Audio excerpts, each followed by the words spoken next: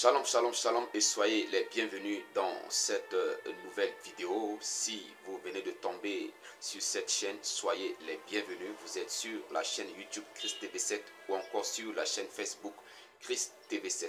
La chaîne qui vous édifie, la chaîne qui vous prépare pour la rencontre du Seigneur. Nous sommes au temps de la fin. Il y a beaucoup de confusions, des hérésies. Le diable envoie aussi ses soldats pour détourner les enfants de Dieu du droit chemin. Mais le Seigneur nous utilise aussi par son Esprit Saint pour préparer ses enfants à sa rencontre. Je bénis le Seigneur pour la vie de tous ces serviteurs de Dieu qui se battent aussi à travers les réseaux sociaux pour éclairer les enfants de Dieu. Que le nom du Seigneur Jésus-Christ soit glorifié. Alors, chers frères et sœurs, je vous prie de vous abonner à cette chaîne pour ne pas manquer nos différentes vidéos et de regarder cette vidéo du début à la fin. Prions avant de commencer. Notre Père, notre Dieu, je te confie, Seigneur mon Dieu, mon roi, cette exhortation, cet enseignement. Je prie qu'à travers cet enseignement, que tu touches les cœurs, que tu éclaires ton peuple, que tu convaincs et que tu conduises sur le droit chemin et que toute la gloire te revienne. Au nom de Jésus-Christ. Amen. Alors, bien-aimés dans le Seigneur, pour ceux qui ne me connaissent pas, je suis votre frère, votre serviteur, Roche Eusèbe Cézin, apôtre au service du Seigneur Jésus-Christ. Dans cette vidéo, je vais parler de l'examen spirituel. L'examen spirituel, bien-aimé, c'est quelque chose de très important que nous devons avoir l'habitude de le faire. Malheureusement, que beaucoup ne le font pas. L'examen spirituel, c'est aussi comme l'examen médical où un homme va à l'hôpital et on va faire le prise de sang pour essayer de détecter qu'est-ce qui ne va pas dans son corps ou dans son organisme. L'examen spirituel nous permet de savoir si nous sommes sur le droit chemin. L'examen spirituel nous permet d'avoir une parfaite connaissance des choses autour de nous ou des esprits qui se présentent à nous.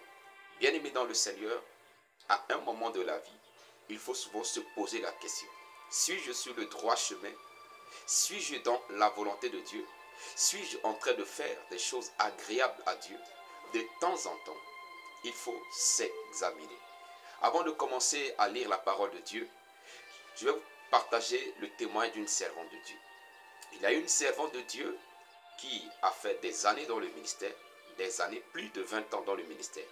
Quand elle a commencé le ministère, le Seigneur, quand elle a commencé à servir Dieu plutôt, le Seigneur l'utilisait beaucoup dans le domaine de la prophétie et de la vision. C'est ainsi, elle a quitté l'assemblée chrétienne où elle adorait, elle communiait avec les frères et elle a commencé à prier à la maison. Les gens venaient à la maison la consulter, les gens venaient à la maison pour recevoir des directives, pour entendre la voix de Dieu, et etc. Et c'est ainsi qu'elle finit par avoir une grande assemblée dont elle est la première responsable, dont elle dirige. Et au bout de plus de 20 ans plus tard, elle va décider de se retirer pour aller dans la présence de Dieu.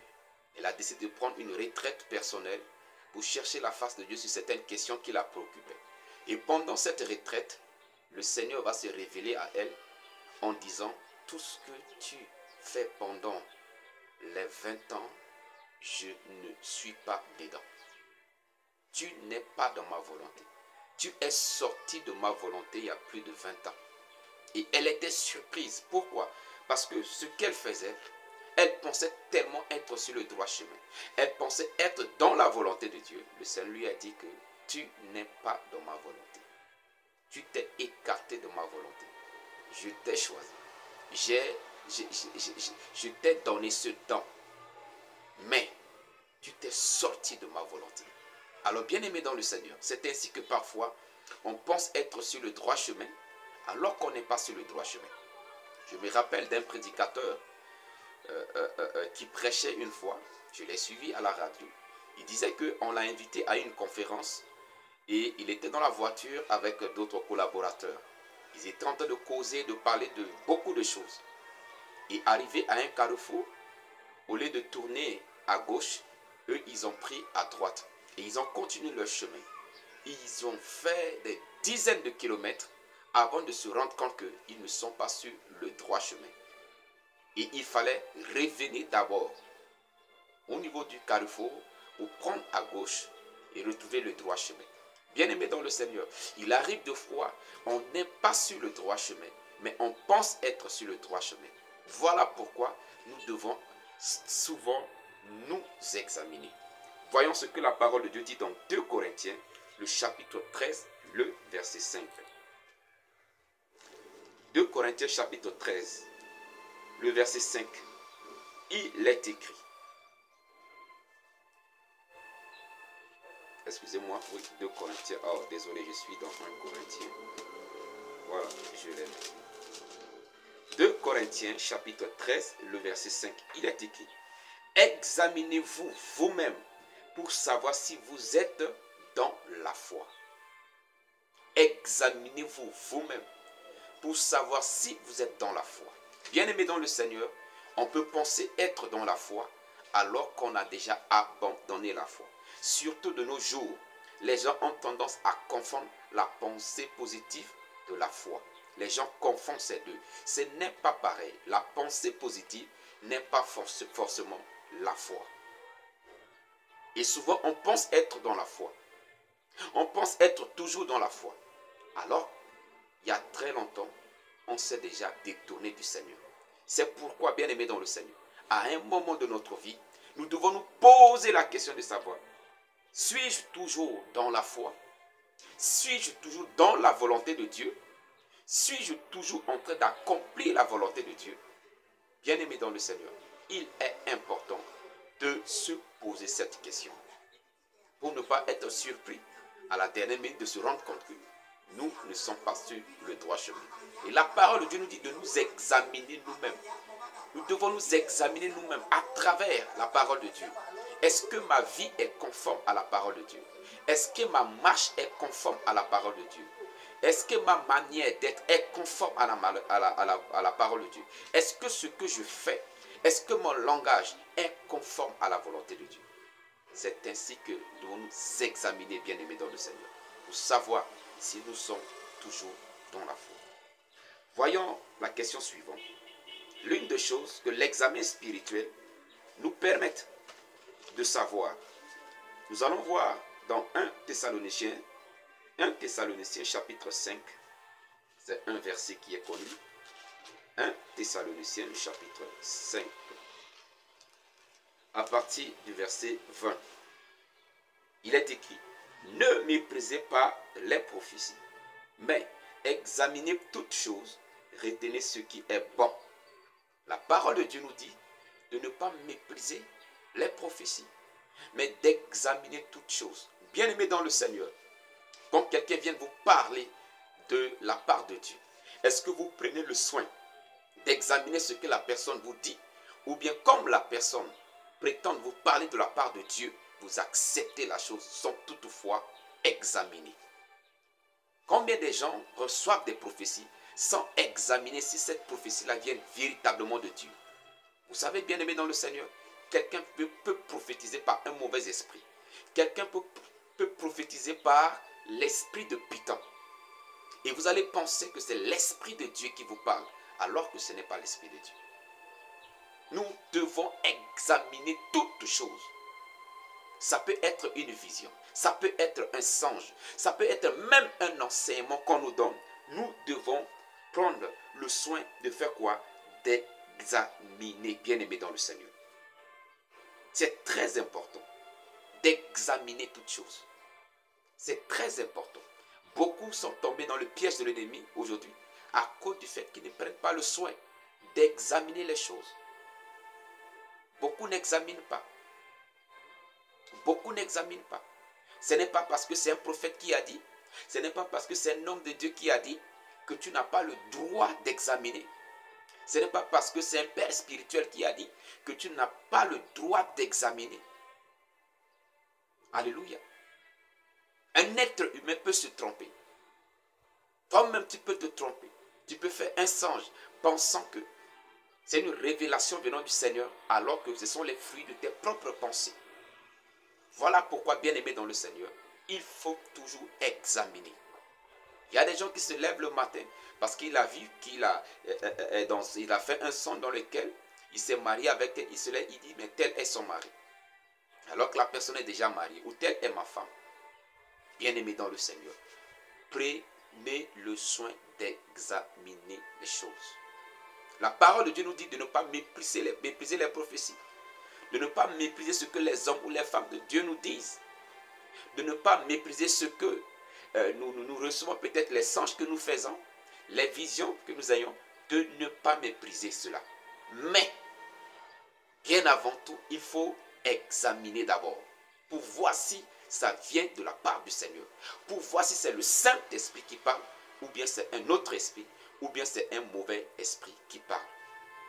Donc, bien aimé dans le Seigneur, apprenez à examiner toutes choses.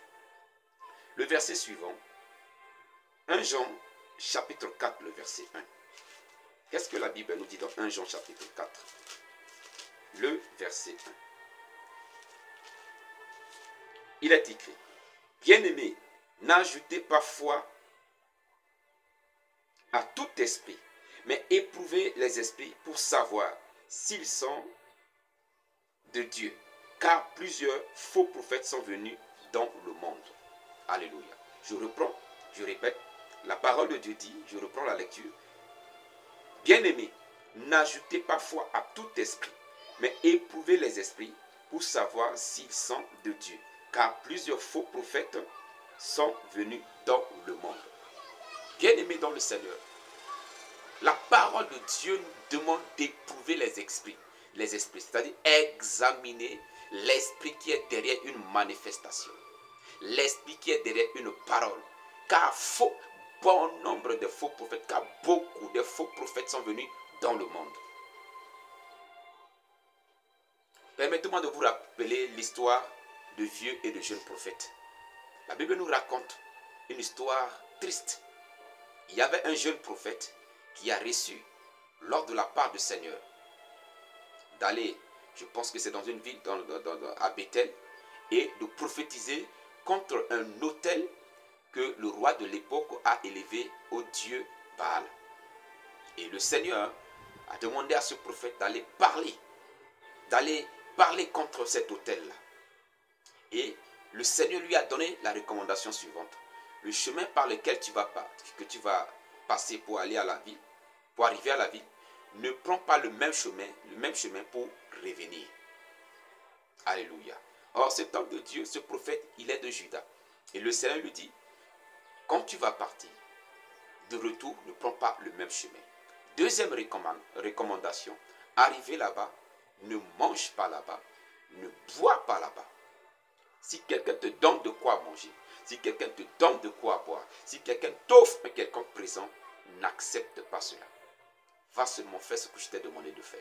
La Bible dit, le prophète est arrivé, il a parlé contre l'autel. Et quand il a parlé contre l'autel, l'autel était sur le point de s'écrouler. Et le roi avançait sa main pour saisir l'autel. Et la Bible dit, la main du roi même était couverte de lèpre, si je ne me trompe pas. Alléluia. Et c'était extraordinaire.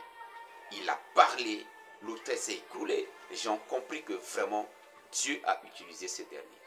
Et il a obéi à la voix du Seigneur. Quand il a fini, il a pris le chemin de retour. Il a pris un autre chemin pour retourner chez lui. La Bible dit, il y a un vieux prophète. Il y avait un vieux prophète dans la même ville. Il revenait de champs. Il n'était pas là quand le jeune prophète était là. Mais quand il est arrivé, ses enfants lui ont raconté ce qui s'est passé. Et quand il a écouté ça, il a demandé à ses enfants, il a dit, le jeune prophète a pris quel chemin pour retourner chez lui? Ils ont indiqué le chemin. Et le vieux prophète, il a pris son âne et il a hâté de trouver le jeune prophète. Et quand il a retrouvé le jeune prophète, sur le chemin de retour, il a demandé à ce dernier, es-tu le jeune prophète qui est venu et qui a parlé de la part de Dieu? Ce dernier a répondu oui. Il a demandé à ce dernier de revenir chez lui. Il va passer la nuit, il va se reposer. Il va lui donner de l'eau pour laver ses pieds. Il va lui donner de quoi manger. Et le jeune prophète a dit, selon l'ordre de l'Éternel, je n'ai pas le droit de passer la nuit dans cette ville, ni de manger, ni de boire. Et le vieux prophète dit, je suis aussi un prophète de l'Éternel.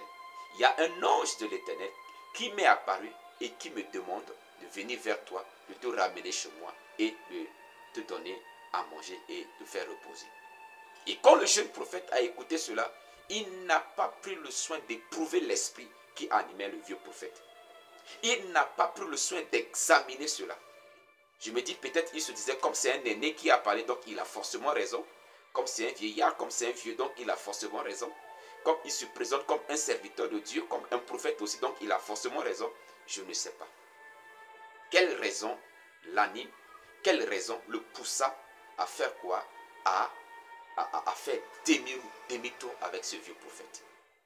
Et quand il est revenu dans la maison du vieux prophète, la Bible dit, il était à table en train de manger, et c'est alors le véritable esprit de Dieu descend sur le vieux prophète et parle par la bouche du vieux prophète. Comme tu as désobéi à Dieu, en faisant demi-tour, en mangeant dans cette ville, tu ne vas plus arriver chez toi. Et la Bible dit, le jeune prophète, il a écouté ça tout triste. Il s'est levé pour retourner chez lui et il y a un lion qui l'a attaqué sur le chemin et l'a tué, sans toutefois dévorer son corps. Et vous allez voir que le vieux prophète qui l'a conduit en erreur, c'est lui qui s'est levé pour aller prendre ce dernier, l'enterrer et dire que ce qu'il a dit au sujet de l'autel de Bethel, cela va s'accomplir. Bien-aimés dans le Seigneur, c'est vraiment triste. Souvent quand je prêche cela, je vois la tristesse dans les visages. Parce que ça fait triste de voir comment quelqu'un pouvait tomber dans le piège de l'ennemi de la sorte. Et c'est ainsi que beaucoup des enfants de Dieu, beaucoup des serviteurs de Dieu sont tombés dans ce genre de piège. Pourquoi? Parce que quelqu'un a parlé disant que Dieu m'a dit et on n'examine pas. Et on ne prend pas le soin de chercher à savoir quel est l'esprit qui a animé la personne. On ne cherche pas à savoir si c'est vraiment Dieu qui a parlé. On se lève, on se lance. Et après déception, on revient parfois pour accuser faussement Dieu. Bien-aimés dans le Seigneur, la parole de Dieu nous recommande d'éprouver les esprits. Je me rappelle un jour pendant que je priais, il y a de cela quelques années en arrière, je priais, j'avais les yeux fermés, je priais. Et pendant que je priais, je voyais en vision la présence d'un être devant moi. Et je voyais la présence à partir de pied. Je voyais le bord de sa robe. Et je voyais cette présence, je me posais la question, quelle est cette présence? Mais j'ai continué, j'ai gardé ma concentration, j'ai continué à prier le Seigneur. Et pendant que je continuais à prier le Seigneur, je vois, c'est comme si un rideau qui s'élève. Donc ça monte au niveau du genou, arrivé au niveau de la hanche et arrivé au niveau de la poitrine, je vois les traces de sang. J'ai compris que c'est un être du sexe féminin. Je me dis, bon, nulle part dans la Bible, on voit la présence d'un ange sous cette forme féminine. Mais qu'est-ce que cela veut dire? Donc, j'ai commencé à me poser des questions. Quelle est cette présence devant moi? Et je garde ma concentration. Je continue à prier parce que je voulais savoir quel est cet être devant moi. Et pendant que je continuais à prier le Seigneur, l'image, le rideau, comme ça monte toujours, ça monte. Et arrivé au niveau du visage, je voyais c'était un visage d'un vampire avec des dents bizarres, avec le sang partout dans la bouche et etc. J'ai compris que ce n'était pas un esprit venant de Dieu. Et j'ai commencé à prendre autorité pour chasser cet esprit. Bien-aimé dans le Seigneur, beaucoup de personnes disent parfois qu'un ange m'est apparu, alors que c'est un ange déchu, alors que ce n'est même pas Dieu, alors que ce n'est même pas l'esprit de Dieu. La parole de Dieu dit, le diable se déguise en ange de lumière. Beaucoup sont tombés dans le piège du diable parce que le diable s'est déguisé en ange de lumière pour apparaître à eux.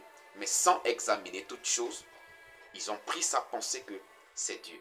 C'est pourquoi aujourd'hui nous voyons des faux dieux, des faux Jésus, des gens qui se lèvent pour dire que Dieu m'a dit d'être ceci. Mais quand vous essayez de voir leurs fruits, c'est contrairement à ce que dit la parole de Dieu. Voilà pourquoi la parole de Dieu dit, vous les connaîtrez par leurs fruits. Bien-aimés dans le Seigneur, apprenez à examiner toutes choses. Pour conclure, lisons la parole de Dieu dans Actes des Apôtres. Actes des Apôtres, chapitre 17. Actes des Apôtres, chapitre 17, le verset 10 à 11. Il est écrit: aussitôt les frères firent partir de nuit Paul et Silas pour Bérée. Lorsqu'il fut arrivé, il entrait dans la synagogue des Juifs. Ces Juifs avaient des sentiments plus nobles que ceux de Thessalonique. Ils reçurent la parole de Dieu avec beaucoup d'empressement et ils examinaient chaque jour les Écritures pour voir si ce qu'on leur disait était exact. Alléluia. Bien-aimés dans le Seigneur, nous recevons beaucoup des enseignements de nos jours. Mais les enseignements que nous recevons, est-ce que c'est vraiment exact? Il y a beaucoup de prédications à la télé, il y a beaucoup de prédications à la radio, il y a beaucoup de prédications sur les réseaux sociaux, et etc. Mais ce qu'on nous prêche, est-ce que c'est exact? Je me rappelle une fois, j'ai allumé la radio, j'ai écouté un homme de Dieu qui a donné un thème très intéressant et j'ai prêté toute mon attention pensant que je vais apprendre beaucoup de choses ce jour-là. Mais à la fin, j'étais déçu. Pourquoi? Parce qu'après avoir donné le thème, cet homme de Dieu a commencé à raconter sa vie. Il a commencé à raconter sa vie. J'ai guéri un malade ici, j'ai opéré un miracle par là. Il a commencé à faire ce qu'on appelle le culte de personnalité. Et finalement, le thème même qu'il a donné, un thème intéressant, le thème était vide. Jésus n'était pas glorifié. Il ne faisait que l'éloge de sa propre gloire, ce dernier. Il ne faisait que se glorifier. Bien-aimés dans le Seigneur, ayez l'habitude d'examiner les choses. Examinez les choses. Examinez les choses. Aujourd'hui, nous voyons des fausses doctrines naissent. Nous voyons des religions, des fausses religions naissent à partir du christianisme. Mais les adeptes de ces religions ne prennent même pas le soin d'examiner les Écritures. Et c'est ainsi que l'ennemi est en train de les conduire comme on conduit un peu à l'abattoir. Bien-aimés dans le Seigneur, si vous tenez au salut de votre âme, apprenez à examiner les choses. Apprenez à éprouver les esprits. Apprenez à faire quoi? À vous éprouver vous-même pour voir si vous êtes toujours dans la foi, si vous êtes toujours sur le droit chemin. En faisant cela, bien-aimés dans le Seigneur se révélera à vous. Il y a beaucoup des musulmans qui sont convertis aujourd'hui. Pourquoi? Parce qu'ils se sont posé la question de savoir s'ils sont sur le droit chemin et le Seigneur s'est révélé à eux. Et aujourd'hui, ils sont convertis au christianisme. Bien-aimés dans le Seigneur, nous pouvons examiner les choses par la prière et aussi par les saintes écritures. Par une prière sincère. Et même si nous nous mettons à prier, à jeûner, en cherchant la face de Dieu, et qu'il y a des esprits qui se révèlent à nous, il faut éprouver ces esprits. Il faut éprouver ces esprits pour avoir la certitude que c'est le Seigneur qui vous parle. Que Dieu vous bénisse. Si cette vidéo vous a éclairé, vous a édifié, je vous prie de la partager à vos proches. Partagez-le sur votre page Facebook, sur votre compte Facebook, dans les groupes Facebook. Envoyez-le à vos connaissances par Messenger ou encore par WhatsApp pour les édifier. Et que la gloire revienne au Seigneur Jésus-Christ. Abonnez-vous à la page pour ne pas manquer nos enseignements, pour ne pas manquer nos vidéos. Que Dieu vous bénisse et que sa grâce vous soit multipliée en Jésus-Christ. Shalom à vous.